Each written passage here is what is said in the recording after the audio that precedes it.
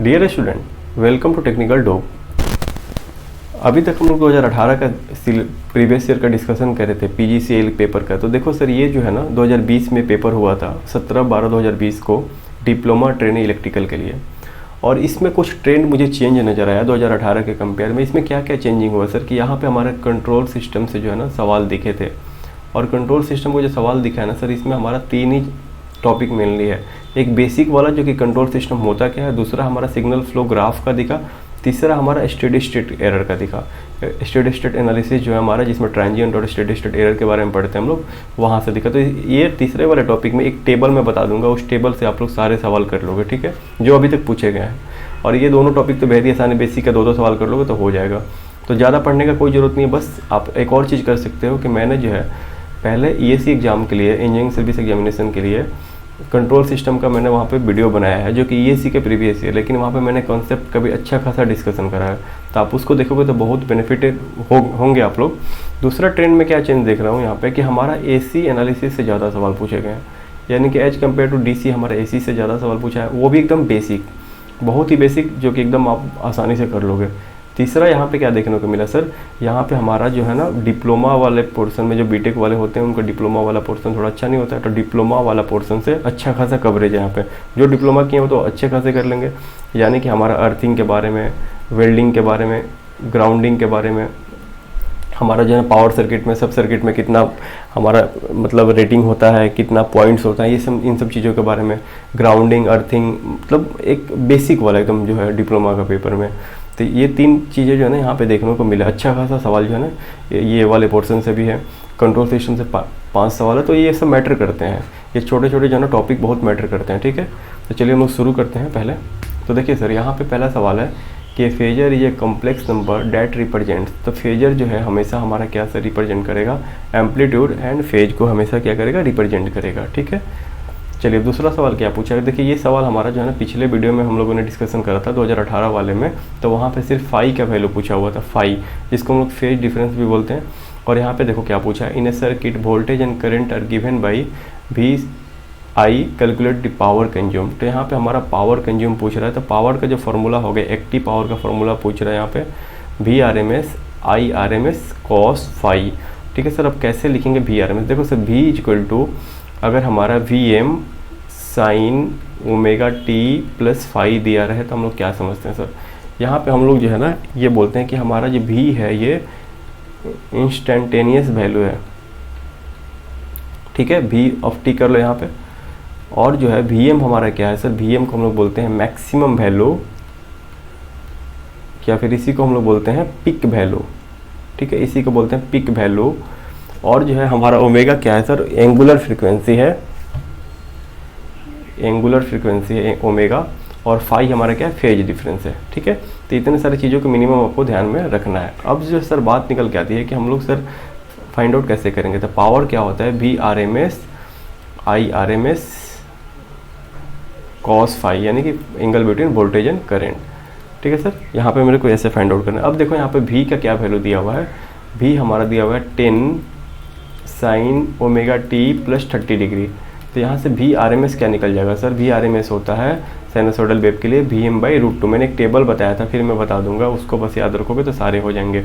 यानी कि V R M S by V root 2, यानी कि 10 बाई रूट 2 हमारा हो गया क्या, आर एम एस का वैल्यू, ठीक है सर। अब जो है ना यहाँ पे हमारा एक और चीज़ दिया हुआ है, वो क्या दिया हुआ है sir, I R M S का वैल्यू निकालना होगा।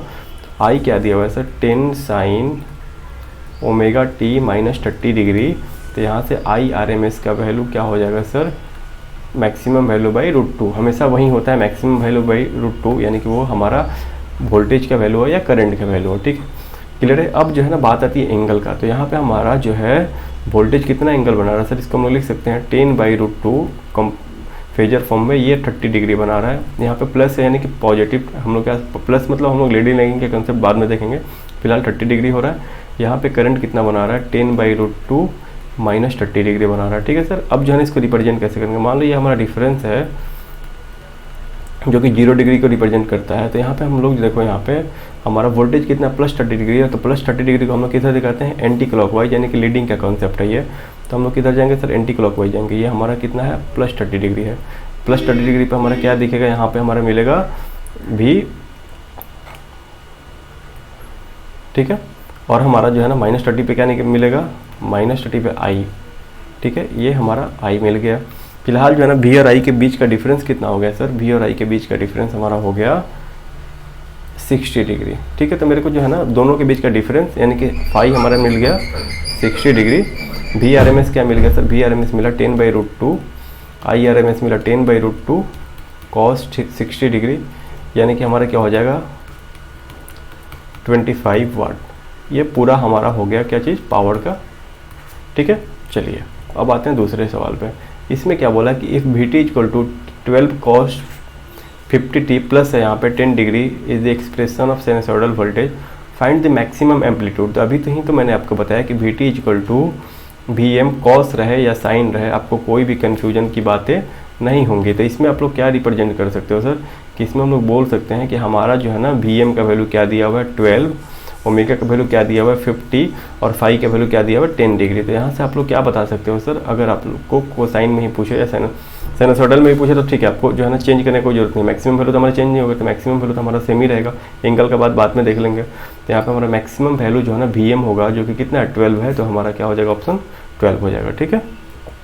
चलिए अब यहाँ पे जो है ना देखो फिर से पूछ दिया ripple factor of A half wave rectifier. तो मैंने पहले भी एक टेबल बताया था कि मैं बोला था कि इस टेबल को कर लोगे तो बस आपको जो है ना पूरा फिक्स है कि आपका जो है ना हो ही जाना है। पिछले वीडियो में मैंने बताया था, फिर से मैं यहाँ पे लिखा दे रहा हूँ। देखो इसको हमेशा अभी से भी टाइम है, इसको याद कर लो।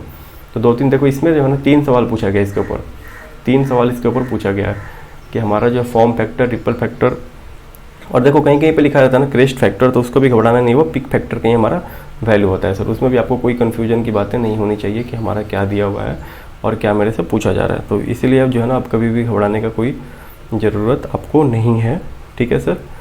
तो हम लोग चलो देखते हैं मेरे को क्या क्या करना होगा, आप लोग के लिए जितना हो पा रहा है किया जा रहा है, ठीक है। अब देखो यहाँ पे हम लोग टेबल बना रहे हैं। टेबल में हम लोग सबसे पहले लिखेंगे यहाँ पे टाइप हमारा वेव का हमारा, उसके बाद हमारा आरएमएस वैल्यू, फिर हम लोग लिखेंगे सर एवरेज वैल्यू, फिर क्या लिखेंगे हम लोग फॉर्म फैक्टर, ठीक है। फॉर्म फैक्टर के बारे में भी पिछले वीडियो में बताया था मैंने। उसके बाद लिखेंगे पिक फैक्टर, या इसी को हम लोग क्रेस्ट फैक्टर भी बोलते हैं। अब चलो सर सबसे पहले हम लोग लिखते हैं किसके बारे में, सबसे पहले लिखते हैं साइनसॉइडल के बारे में। तो आरएमएस वैल्यू क्या होता है साइनसॉइडल का 0.707, एवरेज वैल्यू क्या होता है 0.636, फॉर्म फैक्टर क्या होता है 1.11, पिक फैक्टर क्या होता है √2। अब जो है ना लिखेंगे हम लोग हाफ वेव के बारे में सर। तो हाफ वेव के बारे में हमारा क्या क्या होगा, आरएमएस वैल्यू हो जाएगा 0.5, एवरेज वैल्यू होगा 0.318, फॉर्म फैक्टर हो जाएगा 1.57, पिक फैक्टर हो जाएगा 2, ठीक है सर। अब हम लोग हाफ वेव लिख लिए। अब हम लोग लिखते हैं सर यहाँ पे फुल वेव के बारे में। फुल वेव में क्या क्या कंडीशन बनेगा, फुल वेव में हमारा फॉर्म आरएमएस वैल्यू होगा 0.707, एवरेज वैल्यू होगा 0.636, फॉर्म फैक्टर होगा 1.11, पिक फैक्टर होगा √2, ठीक है। यानी कि एक चीज़ देखो कि साइनसॉइडल और फुल वेव का हमेशा क्या होगा, सारे वैल्यूज सेम होंगे, तो आपको इसको याद करने का बहुत ही ज़रूरत नहीं है। और हाफ वेव का क्या हो जाएगा आरएमएस वैल्यू और एवरेज वैल्यू आप यहाँ पे देख ही रहे हो। अब आता है रेक्टेंगुलर, ये भी हमारा ईजी है। इसमें हमारा सारे वैल्यू जो है ना रेक्टेंगुलर के केस में हमारा सारे वैल्यू हो जाते हैं 1, हमेशा इसको भी ध्यान रखना है। कोई भी वैल्यू पूछे इसमें हमेशा क्या होंगे 1 ही होंगे। अब लास्टली बच रहा है हमारा सर, लास्ट में हमारा बच रहा है ट्रेंगुलर वेव। ये कभी कभी आजकल ये भी पूछ लेता है ट्रेंगुलर वेव के बारे में। तो आप क्या लिखोगे सर, आरएमएस वैल्यू होगा 0.578 और यहाँ पे एवरेज वैल्यू 0.5 और हमारा फॉर्म फैक्टर 1.16 और फिक फैक्टर √3। तो यहाँ पे क्या पूछा है sir, ripple factor of half wave rectifier. तो हमारा जो है ना रिपल फैक्टर कैसे निकलता है सर, देखिए रिपल फैक्टर का फॉर्मूला होता है फॉर्म फैक्टर का होल स्क्वायर -1, फॉर्म फैक्टर का होल स्क्वायर -1। तो हाफ वेव के लिए फॉर्म फैक्टर कितना है 1.11, -1 का अंडर करोगे तो आपका 0.48 यहाँ पे आपका रिपल फैक्टर निकल के आएगा। आप इसको एक बार ट्राई करोगे, ठीक है सर। चलो अब हम लोग आगे बढ़ते हैं। हमारा नेक्स्ट क्वेश्चन क्या है कि हमारा नेक्स्ट क्वेश्चन में पूछा गया है सर कि what will be the magnetomotive force in A coil having 2500 tons and carrying a current 10 ampere.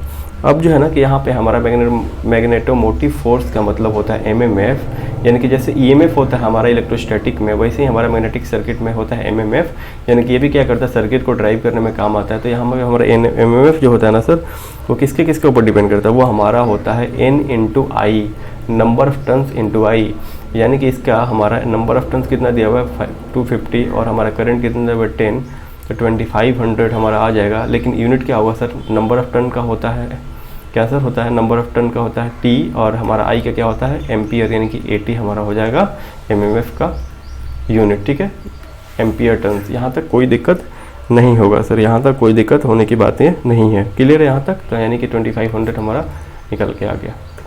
चलो नेक्स्ट क्या पूछा है कि the frequency of A sinusoidal signal is 50 hertz, what will the period of signal. यहाँ पे हमारा क्या दे दिया सर, फ्रीक्वेंसी दे दिया। फ्रीक्वेंसी क्या दिया 50 हर्ट्ज दे दिया। अब आपसे क्या पूछा है कि what time period of signal, यानी कि टी का वैल्यू पूछा था। टी क्या होता है 1/f कर लो सर, यानी कि 1/50 कर लो। उसके बाद से यहाँ पे हमारा मिली सेकेंड में है, तो मिली सेकेंड के लिए क्या करना होगा 10⁻³ 10⁻³। ठीक है सर, तो यहाँ पे हमारा निकल के आता है 20 मिली सेकेंड। ठीक है, टाइम पीरियड हमारा निकल के आता है। यहाँ तक कोई दिक्कत नहीं है। चलिए नेक्स्ट आते हैं। हमारा नेक्स्ट सवाल में क्या है, a Norton circuit with 10 ampere current source and 15 ohm resistance is connected across the resistance of 5 ohm, the current in 5 ohm resistance will be. सबसे पहले देखो क्या दिया हुआ, नॉर्टन सर्किट में दिया हुआ है आई एन का वैल्यू हमारा 10 एम्पियर और नॉर्टन रेजिस्टेंस का वैल्यू दिया हुआ है 15 एम्पियर। और क्या होता है ये हमारा नॉर्टन में क्या बोलते हैं हम लोग कि करंट सोर्स के साथ रेजिस्टेंस क्या होता है पैरेलल में कनेक्टेड होता है। ठीक है, ये हमारा नॉर्टन सर्किट बन गया, ये 10 एम्पियर का, ये हमारा 15 ओम का।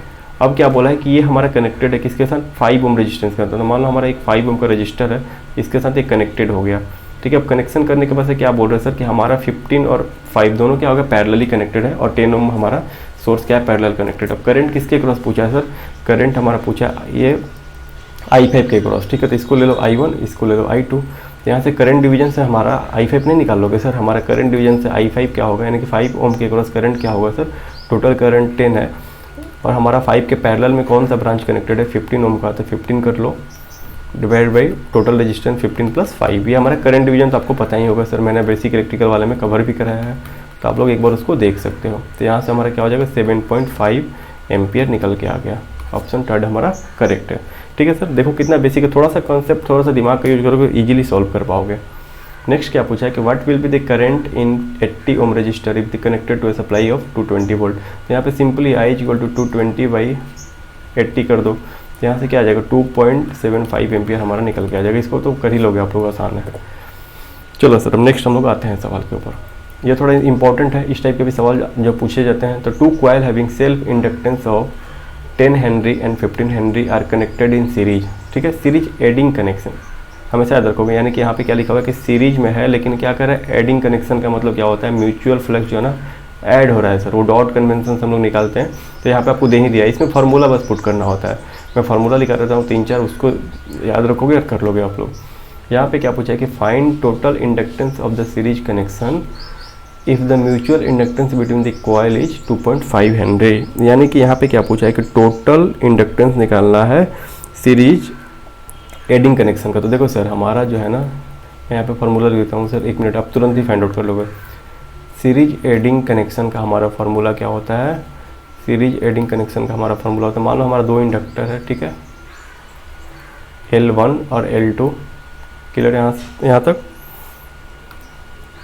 हमारा यहाँ पे म्यूचुअल इंडक्टेंस M है, ठीक है, दोनों की वजह से। तो हमारा यहाँ पे L इक्विवेलेंट जो टोटल होगा ना, यहाँ पे L1 + L2 + 2M, ये होगा सीरीज के केस में। ये बाद में हम लोग देखेंगे कि कब हमारा जो है, देखो यहाँ का डॉट है, यहाँ पे डॉट है, तो दोनों डॉट से अगर करंट हमारा एंटर करेगा, तो यहाँ पे भी इंडक्टर में करंट एंटर करा डॉट पे, और यहाँ पे भी हमारा इंडक्टर में करंट एंटर करा डॉट पे, यानी बोलेंगे कि हमारा म्यूचुअल इंडक्टेंस क्या होगा, प्लस होगा। ये कंसेप्ट आप लोगों को पढ़ना है, लेकिन इस लेवल पे इसका कोई भी ज़रूरत नहीं। इस लेवल पे बस ये फार्मूला याद रखना है कि L1 + L2 + 2M होगा हमारा टोटल इक्विवेलेंट इंडक्टेंस। ठीक है सर। वहीं अगर हमारे पास दूसरा केस दे दे, यानी कि हमारे यहाँ पे दे दे सीरीज अपोजिंग कनेक्शन, तो क्या लिखोगे सर, सीरीज अपोजिंग कनेक्शन। और ये कब बनता है ये भी हम लोग थोड़ा सा देख ही ले रहे हैं। वैसे इसका कोई काम नहीं है। क्यों काम नहीं है सर, इसका कहीं पर भी आपसे पूछा नहीं जाता, आपको डायरेक्ट फार्मूला दिया रहेगा, आप वहाँ पे बोलेगा कि आपको वहाँ पे फाइंड आउट करना है सर। ठीक है, तो ये हमारा कब केस बनता है वो हम लोग देख लेते हैं सर। तो हमारा मान लो ये L1 इंडक्टर, ये L2 है, एक डॉट यहाँ पे, एक डॉट यहाँ पे, और करंट यहाँ से सर्किट में जा रहा है। तो हम लोग क्या बोल रहे हैं सर कि हमारा इंडक्टर L1 पे क्या हो रहा है, हमारा इंडक्टर L1 पे जो हो रहा है वो डॉट के साथ करंट एंटर कर रहा है, और L2 पे डॉट के साथ करंट लीव कर रहा है।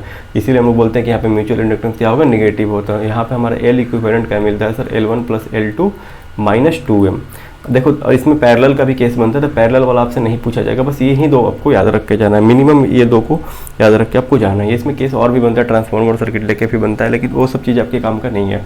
फिलहाल ये दो चीज़ें आपको याद रखना है, ठीक है। तो मेरे काम का क्या है, मेरे को दिया है सीरीज एडिंग, तो मेरे को ये चाहिए L equivalent equal to L1 L2 plus 2M, ठीक है। तो चलिए अब यहाँ पर हम लोग फाइंड आउट करते हैं सर। तो L1 का वैल्यू दिया हुआ है 10 हेनरी, कोई भी ले लो L1, कोई भी ले लो L2, इसमें कोई दिक्कत नहीं, एक को ले लो 15 हेनरी, ठीक है। और यहाँ पे हमारा दिया हुआ है कि mutual inductance between the coils 2.5, यानी कि M का वैल्यू दिया हुआ है सर 2.5 हेनरी। अब क्या बोला है कि सीरीज एडिंग, तो सीरीज एडिंग में L इक्विवेलेंट क्या बोला है, टोटल इंडक्टेंस निकालना है ना। टोटल इंडक्टेंस का फॉर्मूला क्या होगा, L1 plus L2 plus 2M, यानी कि हमारा 10 प्लस 15 प्लस 2 इंटू 2.5, यानी कि क्या हो जाएगा हमारा 25 प्लस 5 यानी कि 30 हेनरी हो जाएगा, ठीक है सर। यानी कि हमारा ऑप्शन 30 हेनरी हो जाएगा, ठीक है सर। चलो अब यहाँ पे एक और चीज़ दिया है कि SI यूनिट ऑफ परमेबिलिटी, तो यहाँ पे हमारा परमेबिलिटी के बारे में पूछा जाता है सर कि परमेबिलिटी होता क्या है। तो जैसे हमारा जो है क्या होता है कि रेजिस्टेंस क्या करता है सर, अपोज करता है, हमारा कंडक्टेंस क्या करता है, हमारा सपोर्ट करता है। तो हमारा परमेबिलिटी मटेरियल क्या बताता है कि जो हमारा मटेरियल जो है कितना इजीली फ्लक्स को लिंक करा पा रहा है, ठीक है। यानी कि अगर किसी भी मटेरियल, दो मटेरियल को कंपेयर करोगे तो परमेबिलिटी जिसका ज़्यादा होगा उससे हमारा फ्लक्स क्या करेगा, इजीली लिंक करेगा ना, इजीली वहाँ से पास करेगा, ठीक है सर। तो इसीलिए हम लोग जो है ना परमेबिलिटी का कॉन्सेप्ट पढ़ते हैं, ठीक है। तो यहाँ पर हमारा दो कॉन्सेप्ट आता है कि हमारा जो होता है एब्सोल्यूट परमेबिलिटी और रिलेटिव परमेबिलिटी, ठीक है। तो आपको उतना कुछ ध्यान भी दे रखना है। आपको यहाँ पे परमेबिलिटी का यूनिट पूछा है, तो आपको पता है सर परमेबिलिटी को हम लोग लिखते हैं म्यू नॉट का जो वैल्यू होता है एब्सोल्यूट परमेबिलिटी ऑफ एयर या वैक्यूम, जिसको हम लोग म्यू नॉट डिनोट करते हैं, इसका वैल्यू होता है, ये भी पूछा जाता है एग्जाम में। पिछले एग्जाम में पूछा भी गया था 4 पाई 10⁻⁷ हेनरी पर मीटर। मैंने बोला था कि वहाँ पर यूनिट आप याद रखोगे, मैंने बोला था वहाँ पे कि आप यूनिट हमेशा याद रखोगे सर, ठीक है। वहाँ पे आप यूनिट हमेशा याद रखोगे ये हमेशा। और एक और चीज़ बताया था मैंने कि म्यू आर का वैल्यू जो है ना रिलेटिव परमेबिलिटी ऑफ एयर या वैक्यूम जो होता है ना हमेशा 1 होता है सर। ये इसको भी हमेशा याद रखना है। ये 1 क्यों होता है सर, क्योंकि म्यू आर जो होता है ना म्यू बाई म्यू नॉट होता है। म्यू आर क्या होता है sir, mu by mu naught होता है। अब म्यू क्या है सर, म्यू जो होना जिस मटेरियल का परमेबिलिटी आपको दिया हुआ है या जिसका जो है ना जिसके साथ कंपेयर करना है, ठीक है। अब म्यू नॉट क्या होता है, एब्सोल्यूट परमेबिलिटी ऑफ एयर या वैक्यूम, यानी कि हम लोग जो है ना कंपेयर किसके साथ करते हैं, एयर या वैक्यूम के साथ करते हैं, तब हम लोग बताते हैं कि कितना ईजी वे में जो है ना ये मटेरियल जो है ना म्यू वाला मतलब as compare to air flow करा पाता है, फ्लक्स को या लिंक करा पाता है, ठीक है। इसीलिए हम लोग रिलेटिव परमेबिलिटी बोलते हैं। तो रिलेटिव परमेबिलिटी जो है ना हमेशा याद रखोगे म्यू बाई म्यू नॉट होता है। मान लो एयर का पूछा है कि रिलेटिव परमेबिलिटी क्या होगा, तो एयर का क्या होगा, म्यू का वैल्यू क्या होगा, एयर का म्यू का वैल्यू होगा 4 पाई इंटू 10⁻⁷, और यहाँ पे भी क्या हो जाएगा 4 पाई इंटू 10⁻⁷, ठीक है। तो हम लोग बोल सकते हैं कि यहाँ पे जो है ना कैंसिल होकर क्या देगा 1 दे देगा, क्लियर है। यहाँ पे कैंसिल होकर क्या दे देगा 1 दे देगा, ठीक है। इसको भी हमेशा आप लोग ध्यान रखोगे। मैं देख रहा हूँ कि इसमें इस वीडियो में जो है ना सॉरी इस 2020 वाले में कि थोड़ा बहुत जो है ना बेसिक ज़्यादा कवर किया है, यानी कि डीसी से थोड़ा सा आगे बढ़ा है, यानी कि मैग्नेटिक सर्किट में थोड़ा सा गया है, थोड़ा सा एसी एनालिसिस में गया है, ठीक है सर। चलो अब आते हैं next. In case of sinusoidal current the unit of amplitude, तो यहाँ पे हमेशा इसको एम्पियर रखोगे, ठीक है। चलो अब यहाँ पे दिया है कि the SI derive unit of conductance. अब जो है ना यहाँ पे कंडक्टेंस का यूनिट पूछ रहा है कि सर कंडक्टेंस का यूनिट होता क्या है। तो देखो सर एक बात बताओ, रेजिस्टेंस क्या का रेसिप्रोकल होता है कंडक्टेंस, ठीक है सर। यहाँ पे R = 1/G से लिख सकते हो। तो यहाँ पे एक बात बताओ, यहाँ पे जो है ना G क्या लिख सकते हैं 1/R लिख सकते हो ना, वही चीज़ है। यानी कि 1/R का यूनिट क्या होता है ओम, यानी कि इसको लिखते हैं ओम इन्वर्स भी लिखा रहता है, या फिर इसको कहीं कहीं पे महो भी लिखा रहता है, या कहीं कहीं पे इसको जो है ना सीमेंस भी लिखा रहता है। तो ये हमारा क्या होगा, हमेशा तीनों में से कोई भी दे, मैंने बताया भी है बेसिक वाले पार्ट में बहुत जगह बताया, या तो ओम इन्वर्स या महो या सीमेंस कुछ भी हो सकता है। तो ऑप्शन हमारा फर्स्ट जो होगा वो करेक्ट होगा। चलो सर यहाँ पे क्या दिया कि which one of the following is not characteristics of magnetic flux. अब जो है ना मैग्नेटिक फ्लक्स का कौन सा इसमें कैरेक्टरिस्टिक्स जो है ना वो करेक्ट नहीं है। देखो यहाँ पे मैग्नेटिक फ्लक्स का भी कॉन्सेप्ट जो है ना दे दिया है, ठीक है। तो देखो यहाँ पे हमेशा याद रखोगे कि जो हमारा जो मटेरियल होता है उसमें 2 पोल बनता है, नॉर्थ और साउथ, ठीक है सर। इसको हमेशा आप ध्यान ही में रखोगे। तो हम लोग को पता है ना सर कि हमारा साउथ से, हमारा जो है नॉर्थ से क्या होता है मैग्नेटिक फील्ड लाइन जो है ना वो ओरिजिनेट होता है, और साउथ पे आके क्या होता है टर्मिनेट होता है साउथ पोल पे, और हमारा एक क्लोज पाथ बनाता है, ठीक है सर। यहाँ पे आपको दिख रहा है, यहाँ पे आपको दिख रहा है, ठीक है सर। तो यहाँ पे जो है देखो यहाँ पे बहुत सारा फील्ड लाइन होता है, यहाँ पे मैंने एक ही दिखाया है। तो यहाँ पे जो है ना सवाल 2-3 टाइप से पूछता है कि यहाँ पे कभी कभी पूछता है कि सर आउटसाइड ऑफ मटेरियल आपका फील्ड लाइन कैसे फ्लो करता है। तो बोलोगे कि नॉर्थ से साउथ की तरफ, इनसाइड मतलब कैसे फ्लो कर रहा है, तो साउथ से नॉर्थ की तरफ, ठीक है। उसके बाद से हमेशा एक चीज़ याद रखता है कि हमारा जो है ना magnetic flux line having opposite direction attract each other, ये हमारा गलत है, ठीक है। और magnetic field lines having opposite direction repel each other, ये हमारा जो है ना सर ये हमारा सही है, ये हमारा गलत है। क्लियर है, यहाँ पे ये हमारा गलत है, थर्ड वाला स्टेटमेंट। बाकी सब आप देख ही रहे हो, यहाँ पे हमारा क्लोज लूप बना रहा है, कोई फिजिकल एग्जिस्टेंस नहीं होता है, ठीक है। तो ये सारा चीज़ जो है ना हम लोग डिटेल में पढ़ेंगे, फिलहाल आपको इतना है इसमें याद रखना है। यहाँ पे ये भी सवाल बनता है कि फील्ड लाइन्स के अंदर कैसे फ्लो करता है, सॉरी मटेरियल के अंदर साउथ से नॉर्थ और बाहर में नॉर्थ से साउथ। ये भी पूछता है कि ओरिजिनेट कहाँ से होता है, नॉर्थ से टर्मिनेट कहाँ पे होता है, साउथ से। तो ये भी सवाल कभी कभी पूछा गया है, किसी एग्जाम में पूछा गया है इसको, ठीक है। तो इसको भी थोड़ा सा आप लोग ध्यान में रखोगे, ठीक है सर। चलो अब हम लोग आगे बढ़ते हैं फिर इसमें। देखो सर फिर से ये सवाल आ गया हमारा क्या कि टू कॉइल, देखो यहाँ पे फिर से एक सवाल आ गया यहाँ पे, two coil having self inductance 500 400 respectively are magnetically coupled, find the coefficient of coupling if the mutual inductance between the coil is 2.5। अब देखो यहाँ पे क्या पूछ दिया सर, यहाँ पे पूछ दिया कि हमारा जो है कोएफिशिएंट ऑफ कपलिंग के बारे में पूछ दिया। तो सर ये क्या कंसेप्ट होता है, देखो मैं इसको भी बता देता हूँ। कोएफिशिएंट ऑफ कपलिंग क्या होता है, देखो इसको भी ध्यान में रखोगे, बहुत इंपॉर्टेंट है, मैंने बताया भी था पहले। इसको हम लोग के से डिनोट करते हैं, के इक्वल टू होता है m by under root L1 L2, ठीक है। L1 L2 ये होता है हमारा के। अब सर के का वैल्यू क्या होता है, देखो यहाँ पे हम लोग बोलते हैं कि व्हेन द कॉइल्स, देखो इसमें 3-4 सवाल पूछा गया इसके ऊपर। When the coils are tightly coupled, that is when flux due to one coil links with, यहाँ पे जो है ना बहुत इंपॉर्टेंट है, the other coil links with the other coil completely, then coefficient of coupling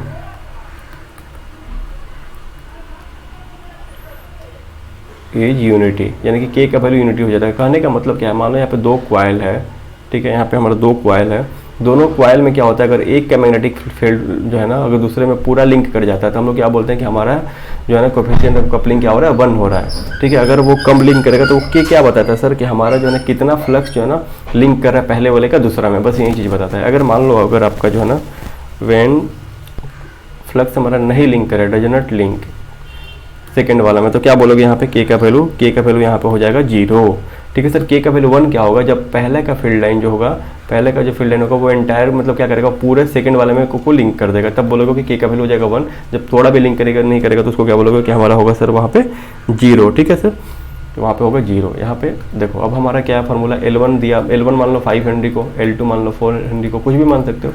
m का value दिया हुआ 2.5, तो यहाँ पे कोएफिशिएंट ऑफ कपलिंग का वैल्यू नहीं निकाल सकते हो, क्या होता है m by under root L1 L2, यानी फाइंड आउट करोगे तो 0.56 आएगा। और एक और चीज़ याद रखोगे, के का मैक्सिमम वैल्यू क्या होगा 1, मिनिमम वैल्यू क्या होगा 0, ये भी कभी कभी पूछा जाता है, ठीक है। के का वैल्यू 0 से लेकर 1 तक ही होगा। ऐसा क्यों सर, क्योंकि मान लो अगर पहले का फ्लक्स जो है दूसरे में पूरा लिंक कर गया तो 1 होगा, अगर एकदम ही लिंक नहीं किया तो 0 होगा, बाकी बीच का ही ना केस बनेगा सर, ठीक है। तो इसको भी आप लोग ध्यान में रखोगे। चलिए नेक्स्ट देखते हैं। ए साइनसॉइडल करंट है जो maximum value of 10 ampere if the signal is half rectified is RMS value. तो हम लोग अभी थोड़ी देर पहले ही पढ़े थे कि सर हमारा जो है ना हाफ वेव के लिए RMS वैल्यू क्या होता है।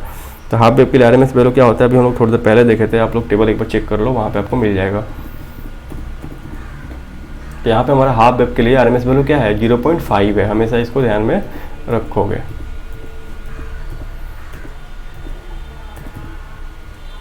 यानी कि 0.5 कब बोल रहा था वो, हमारा जब हमारा एम्पलीट्यूड 1 था, यहाँ पे हमारा एम्पलीट्यूड 10 है, तो 10 बाई क्या करोगे 2 करोगे सर, यानी कि 5 एम्पियर, ठीक है। इसको ध्यान में हमेशा रखोगे। वो हमारा कब केस में था, जब हमारा मैक्सिमम वैल्यू 1 था, यहाँ पे हमारा मैक्सिमम वैल्यू 10 है। क्लियर, इस चीज़ को ध्यान में रखोगे। यानी कि हम लोग बोल सकते हैं RMS वैल्यू क्या होता है, हाफ वेव के लिए Vm/2 होता है, ठीक है सर। चलो अब हम लोग नेक्स्ट देखते हैं। Reciprocity theorem can not be applied to the circuits having, तो डिपेंडेंट सोर्स पे हमारा रेसिप्रोसिटी थ्योरम अप्लाइड नहीं होता है। तो देखो यहाँ पे थ्योरम्स हम लोग बेसिक जनरली 3 ही पढ़ते थे पहले, सुपरपोजिशन, थेवेनिन्स, नॉर्टन, लेकिन जो है ना इसमें आजकल जो है ना टेलीगन्स थ्योरम और 5वां रेसिप्रोसिटी थ्योरम, उसके बाद से हमारा जो है ना एक और थ्योरम है, मैं नाम बोल रहा हूँ, तो 6 थ्योरम पढ़ना है, लेकिन 3 ही हमारे लिए पहले इंपॉर्टेंट होता था। तो देखो इस बार रेसिप्रोसिटी थ्योरम से भी पूछा जा चुका है, ठीक है सर। तो थोड़ा सा हम लोग इसके बाद वाले के लिए अच्छे से टारगेट करके सब चीज़ कवर करेंगे। यहाँ पे देखो फिर से सवाल पूछ दिया कि if the coils are magnetically coupled यानी the entire flux produce by one coil is linked with another coil, the coefficient of coupling बताओ क्या होगा यहाँ पे, आप लोग बोलो। तो यहाँ पे 1 होगा, मैंने अभी तो बताया के का वैल्यू लेके 0 से 1 के बीच में होगा सर, 0 से 1 के बीच में होगा, एकदम लिंक कर गया था 1 होगा, एकदम लिंक नहीं करा था हमारा क्या होगा 0 होगा। क्लियर है यहाँ तक कोई दिक्कत नहीं है, बोलो ये चीज़ें समझ पा रहे हो आप लोग, ठीक है। चलिए अब हम लोग इसमें आगे बढ़ते हैं। देखो यहाँ पे क्या बोला कि in a non magnetic material the graph of flux density versus field strength. तो हमारा जो है ना, देखो ये भी इस बार पूछ दिया है कि पहले ये सब सवाल नहीं पूछा जाता था, तो हमेशा याद रखोगे कि नॉन मैग्नेटिक मटेरियल के लिए मैं लिख देता हूँ कि हमारा जो होगा नॉन मैग्नेटिक मटेरियल के लिए क्या होगा, नॉन मैग्नेटिक मटेरियल के लिए क्या होगा, नॉन मैग्नेटिक मटेरियल के लिए क्या होगा, इट्स पास थ्रू ओरिजिन और ये स्ट्रेट लाइन होगा, ठीक है, ये स्ट्रेट लाइन होगा। वैसा क्यों सर, बी इक्वल टू क्या होता है म्यू एच होता है, ठीक है। नॉन मैग्नेटिक मटेरियल के केस में हमारा म्यू का वैल्यू क्या होता है mu naught mu R into H होता है। नॉन मैग्नेटिक मटेरियल के केस में म्यू आर का वैल्यू होता है 1, यानी कि बी इक्वल टू क्या हो जाएगा sir mu naught into H. Mu naught हमारा फिक्स वैल्यू होता है 4 पाई इंटू 10⁻⁷। अगर इसको हम लोग ग्राफिकली दिखाएं बी एच में, तो हमारा क्या होगा स्ट्रेट लाइन ही होगा ना, बी बढ़ेगा एच बढ़ेगा, यानी कि हमारा कहीं पे भी सेचुरेट नहीं करेगा सर, इसको हमेशा ध्यान रखोगे, ठीक है। वहीं आपसे एक और सवाल पूछ दिया कि सर मैग्नेटिक मटेरियल में क्या होगा, तो हमेशा याद रखोगे कि मैग्नेटिक मटेरियल के केस में हमारा क्या होगा, ठीक है। तो मैग्नेटिक मटेरियल के केस में क्या होगा हमारा सर, हमारा ये होता है नॉन लीनियर, इसको मैं लिख देता हूँ, ये हमारा होता है बी एच कर्व, क्या होता है बी एच कर्व होता है नॉन लीनियर, इसको बी एच कर्व भी बोलते हैं या इसको हिस्टैरिसीस कर्व भी बोला जाता है, ठीक है। दोनों में से कोई भी इसको बोला जाता है, यानी कहीं कहीं ये भी दे देगा कि हमारा lagging of be behind H called hysteresis, ठीक है। एक ग्राफ आप लोग देखते हो ना कि यहाँ से हमारा जो है ना, वेट मैं बना देता हूँ, देखो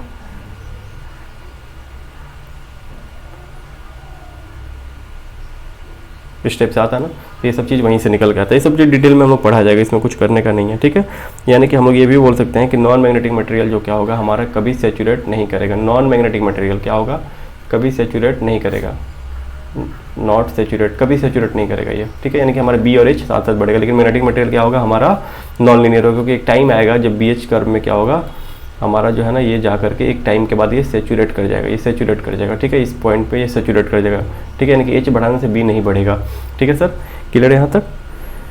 तो इसको आपको ध्यान में रखना है, ठीक है। यानी कि हम लोग बोल सकते हैं कि नॉन मैग्नेटिक मटेरियल जो है नेवर सैचुरेट, ठीक है, और मैग्नेटिक मटेरियल हमारा नॉन लीनियर होगा। आपसे दो ही सवाल पूछा जा सकता है, ये तो पूछा नहीं गया था कभी, लेकिन देखो पूछा गया है। तो नॉन मैग्नेटिक मटेरियल क्या होगा सर, कभी हमारा कैसा होगा straight line passing through origin. वजह क्या है सर, क्योंकि हमारा बी इक्वल टू क्या होता है म्यू इंटू एच होता है, म्यू इक्वल टू क्या होता है म्यू नॉट म्यू आर होता है, ठीक है, इंटू एच। म्यू आर का वैल्यू 1 हो जाता है नॉन मैग्नेटिक मटेरियल के केस में। तो यही सब चीज़ें हैं और कुछ नहीं है इसमें।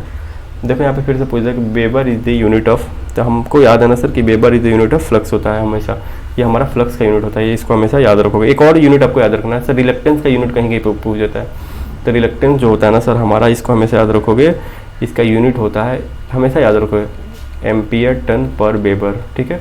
रिलक्टेंस को हम लोग कैसे लिखते हैं सर, रिलक्टेंस हम लोग लिखते हैं L/A mu naught mu are, ये भी कहीं कहीं पे पूछा जाता है, इसका स्टेटमेंट देखें, ठीक है। तो इन दोनों को आपको याद रखना है, ठीक है। और रिलक्टेंस का रेसिप्रोकल क्या होता है सर, रिलक्टेंस का रेसिप्रोकल होता है, रिलक्टेंस का रेसिप्रोकल होता है परमियंस, ठीक है। ये लास्ट जो है ना वीडियो में इसको पूछा गया था, 2018 में ये पूछा गया था, हमेशा इसको भी याद रखोगे, ठीक है सर। यहाँ पे देखो एक और सवाल पूछ दिया कि what will be the phase difference between two sinusoidal voltage. इसको आप सॉल्व करोगे, देखो ये इंपॉर्टेंट सवाल है, देखो इसको भी ऐड कर दिया। पहले हमारा क्या था, देखो मैंने पहले ही बोला था कि दो साइनसॉइडल वोल्टेज को कंपेयर करने के लिए दोनों साइन या कोसाइन में होना चाहिए, दोनों साइन या कोसाइन में होना चाहिए। उसके बाद से जो है ना दोनों प्लस होना चाहिए। तो यहाँ पे देखो माइनस हो रहा है, यहाँ पे देखो प्लस हो रहा है, तो फिर हम लोग क्या करेंगे, इस माइनस को प्लस में चेंज करेंगे। तो थोड़ा इंपॉर्टेंट कॉन्सेप्ट है, इसको हम लोग नेक्स्ट वीडियो में डिस्कशन करेंगे, लेकिन आप लोग इसको सॉल्व करोगे खुद से और कमेंट करके बताओगे। मैं देख पा रहा हूँ कि सॉल्व हो पा रहा है नहीं हो रहा, बहुत ही आसान है, ठीक है। तो देखो थोड़ा सा एडवांस कॉन्सेप्ट इसमें घुसा है, थोड़ा सा, बस थोड़ा सा, क्योंकि बेसिक में ही हमारा पहले क्या था, बी और आई नॉर्मल देखे, साइन या कोसाइन वाला देखे क्या पूछता है, 5 पूछ लेता था। लेकिन यहाँ पे V1 V2 देकर के फेज डिफरेंस पूछा है, यानी कि V1 V2 के बीच का डिफरेंस पूछा है। तो यहाँ पे क्या कर दिया, एक में हमारा कॉस कर दिया, एक में साइन कर दिया, एक को प्लस कर दिया, एक को माइनस कर दिया। तो हम लोग को पता है कि सर हम लोग कब कंपेयर कर पाते हैं, जब दोनों साइन में हो या दोनों कोसाइन में हो या फिर दोनों हमारा प्लस में होना चाहिए, ठीक है। तो इसको आप लोग करके खुद से बताओगे, मैं तो यहाँ पे बता दूंगा 2 मिनट का ही है, चलो यहाँ पे क्या है, ए loop which does not contain any other loop is called मेज। ठीक है, मेज के अंदर कोई और लूप नहीं बनना चाहिए। ठीक है, लूप के अंदर कोई और लूप बन सकता है, लेकिन मेज के अंदर हमारा कोई भी लूप नहीं बनना चाहिए। क्लियर है यहाँ पे? ठीक है, चलो यहाँ पे क्या देगा, 400 home register connected in parallel equivalent resistance product पे। देखो हमारा जब दो रेजिस्टेंस पैरेलल में कनेक्टेड होता है R और R, तो हम लोग R इक्विवेलेंट कैसे निकालते हैं? R इक्विवेलेंट निकालते हैं ना sir, R1 into R2 by R1 plus R2, यानी कि क्या होता है सर, R बाई 2R, यानी कि R बाई 2। दो के केस में तो 4 है, तो 4 के केस में क्या हो जाएगा, R बाई 4, यानी कि R का वैल्यू क्या है 100 बाई 4, यानी कि क्या हो जाएगा 25 ओम। ठीक है सर, क्लियर है? चलो नेक्स्ट देखो, यहाँ पे क्या बोला है कि calculate G equivalent in circuit. G मतलब क्या है, हमारा एक कंडक्टेंस का वैल्यू पूछ रहा है, कंडक्टेंस का वैल्यू पूछ रहा है। तो आपको पता है ना सर कि हमारा सीरीज में क्या होता है, अगर रेजिस्टेंस रहा तो सीरीज में क्या होगा, टोटल रेजिस्टेंस ऐड हो जाता है। ठीक है, अगर हमारा कंडक्टेंस रहा तो सीरीज के केस में क्या होता है सर, वो जस्ट एक पैरेलली बिहेव करता है। पैरेलल में जैसे हमारा रेजिस्टेंस होता है ना, तो कंडक्टेंस अगर दो सीरीज में रहा तो हम लोग कैसे लिखते हैं, 1/G1 प्लस 1/G2। ठीक है, ऐसे हम लोग करते हैं, यानी कि उल्टा हो जाता है रेजिस्टेंस से। ठीक है, चलो तो हम लोग एक बार देखते हैं। तो यहाँ पे क्या देख रहे हैं कि हमारा 6 और 12 क्या है, सीरीज में है। तो इन दोनों को पहले सॉल्व कर लेते हैं। इसको सॉल्व करेंगे तो क्या होगा सर, सीरीज के केस में हमारा कंडक्टेंस क्या हो जाता है, पैरेलल रेजिस्टेंस की तरह बिहेव करता है, यानी कि 1/G1, G1 into G2 by G1 plus G2 कर लेते हैं यहाँ पे। तो यहाँ पे क्या होगा सर, 6 इंटू 12 बाई 6 प्लस 12, यानी कि 72/18, यानी कि 4 हो जाएगा। ठीक है, 4 हो जाएगा। तो यहाँ पे हमारा क्या निकल के आएगा सर, यहाँ पे हमारा निकल के आ जाएगा, मैं इसको बता रहा हूँ, ये हो जाएगा दोनों मिला के 4 सीमेंस। तो सर्किट को रीड्रॉ कर लेते हैं। ठीक है सर, सर्किट को रीड्रॉ कर ले रहे हैं ताकि हमारे लिए आसान हो जाएगा। ये 8 सीमेंस, ये 4 सीमेंस, ये हमारा 2 सीमेंस, ये हमारा 4 सीमेंस। ठीक है, अब देखो यहाँ पे 8 और 4 आपस में पैरेलल में कनेक्टेड है, तो दो हमारा जो है ना पैरेलल के लिए क्या होता है, दो पैरेलल में अगर हमारा कंडक्टेंस कनेक्टेड है तो आपस में कैसे सीरीज की तरह बिहेव करते हैं, यानी कि दोनों सिंपली ऐड हो जाता है। ठीक है, तो इसको ऐड कर देंगे 8 12 सीमेंस। अब देखो ये भी दोनों पैरेलल में थे, दोनों हमारा ऐड हो जाएगा, ऐड होके क्या 2 + 4 6 सीमेंस। अब देखो हमारा पे यहाँ पे जी इक्विवेलेंट निकालना है, इनके कंडक्टेंस निकालना है। तो यहाँ पे क्या देख रहे हैं कि 12 और 6 हमारा क्या हो गया, सीरीज में है। सीरीज के केस में हमारा कंडक्टेंस क्या होता है सर, सीरीज के केस में हमारा कंडक्टेंस जो होता है ना हमारा, उसका वैल्यू निकाल लेते हैं हम लोग। कैसे निकलेंगे सर, 12 इंटू 6/12 + 6, यानी कि हमारा हो जाएगा 12 इंटू 6/18, यानी कि हमारा यहाँ जो हो जाएगा 4 सीमेंस। ठीक है, यहाँ पे हो जाएगा 4 सीमेंस जी इक्विवेलेंट का वैल्यू। ठीक है, यानी कि 4 सीमेंस हमारा निकल के आ गया। ठीक है सर, सबसे पहले इसमें करते क्या है, सीरीज वाला केस को सॉल्व कर लेते हैं। सीरीज वाला केस सॉल्व करते हैं, करने के साथ हमारा सर्किट क्या होता है, इजीली सॉल्व हो जाता है। उसके बाद पैरेलल वाला करते हैं। ठीक है, अगर सीरीज पैरेलल में से कोई नहीं बनता तो स्टार डेल्टा में कन्वर्ट करके देख लोगे कि कोई ना कोई आपका हो जाएगा उसमें। इसमें क्या बोला कि sinusoid is expressed as 5 sin 4πt - 60 degree find frequency. देखो यहाँ पे हम लोग पहले भी पढ़े थे कि हम लोग कैसे करते हैं सर, ये हमारा ओमेगा टी का, ओमेगा और टी होता है -5। ठीक है, तो यहाँ पे ओमेगा का वैल्यू दे दिया है 4π, फ्रीक्वेंसी पूछा है एफ इक्वल टू क्या, ओमेगा इक्वल टू क्या होता है, ओमेगा इक्वल टू 2πf, यानी कि हम लोग 2πf इक्वल टू क्या करते हैं, ओमेगा का वैल्यू 4π, एफ का वैल्यू क्या निकल के आ जाएगा 2 हर्ट्ज।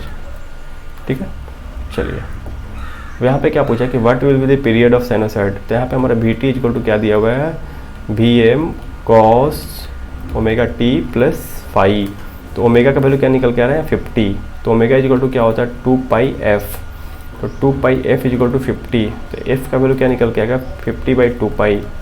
मेरे को क्या पूछा है यहाँ पर time period, t equal to क्या होता है 1/f, यानी कि 2π/50 हमारा क्या हो जाएगा सर 0.1257। ठीक है, ऑप्शन हमारा फर्स्ट करेक्ट हो जाएगा। देखो यहाँ पे फिर से पूछे साइनसॉइडल वेव का हमारा क्रेस्ट फैक्टर पूछ दिया, तभी तो मैंने बताया 1.414। देखो टेबल से कितना सारा सवाल पूछा गया। तो ठीक है, तो इसको खत्म करते हैं। नेक्स्ट वीडियो में हम लोग जो है ना कंट्रोल सिस्टम के ऊपर देखेंगे। अगर कंट्रोल अच्छा करना चाहते हो, मतलब एग्जाम के लिए बस, अगर कुछ नहीं पढ़े हो तब मैं बता रहा हूँ कि बस मेरे स्टार्टिंग के 3 वीडियो देख लेना, मेरे यूट्यूब चैनल के ऊपर प्लेलिस्ट में मिल जाएगा आपको। बस उसको देख करके जब मैं कंफर्म बोल रहा हूँ कि कुछ अच्छा करके आओगे, मतलब कंट्रोल सिस्टम के अंदर 3-4 सवाल है उसको कर लोगे। ठीक है, और मैं बार बार बोल रहा हूँ कि फॉर्मूला के ऊपर ज़्यादा फोकस रहो और थोड़ा सा कंसेप्ट के ऊपर ध्यान दो। थोड़ा सा इंप्रूव किया है PGCL अपना पेपर एज कम्पेयर टू पिछले साल, मतलब 2018 से 2020 में देख रहे हैं, तो हमारा जो है ना AC वाले पार्ट पे ज़्यादा फोकस किया और मैग्नेटिक सर्किट के ऊपर। तो बस इसका भी एकदम बहुत ही बेसिक है, बहुत ही बेसिक है मैग्नेटिक का, कुछ भी नहीं। बस कोई एक बुक पढ़ लोगे, कोई भी वीडियो देख लोगे तो आपका आसानी से हो जाएगा। वैसे अभी तक मैं अपने वीडियो में नहीं गया हूँ बेसिक वाले में, लेकिन बहुत जल्दी इन सारे टॉपिक्स को मैं कवर करने वाला हूँ। ठीक है, तो इसको मैं खत्म कर रहा हूँ। नेक्स्ट वीडियो में हम लोग फिर से मिलेंगे। Thank you.